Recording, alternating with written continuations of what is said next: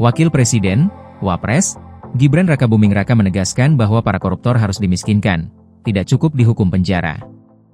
Gibran menyebutkan, negara mesti mampu merebut kembali harta-harta koruptor yang berasal dari perbuatan korupsi.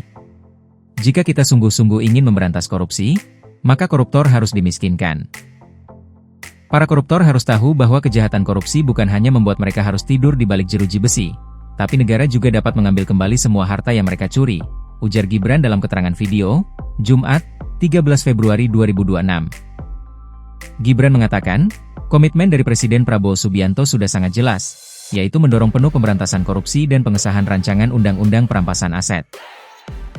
Dia mengaku melihat kesungguhan Prabowo untuk memerangi korupsi dengan instrumen hukum baru yang bisa membawa manfaat besar bagi bangsa.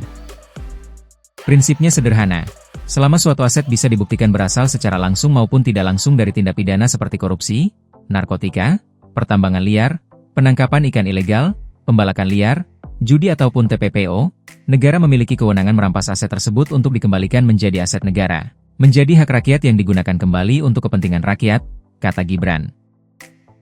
Inilah esensi dari RUU Perampasan Aset yang saat ini menjadi sangat penting dan mendesak, sambung anak Presiden ke-7 Joko Widodo ini.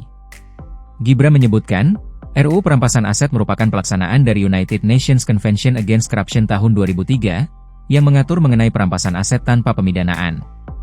Dia menilai RUU Perampasan Aset menjadi semakin relevan dan penting untuk pemulihan aset negara, apalagi ketika pelaku tindak pidana meninggal atau kabur ke luar negeri.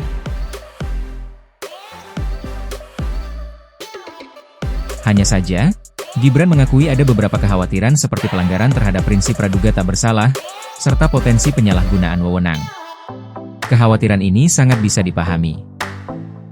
Oleh sebab itu, pembahasan terkait RUU ini harus segera dilakukan secara serius, komprehensif, dan transparan, serta melibatkan semua pihak termasuk para praktisi dan profesional, agar menghasilkan regulasi yang kuat, dengan pengawasan yang ketat, sehingga tajam kepada para pelaku, namun tidak sewenang-wenang kepada yang bukan pelaku, kata dia.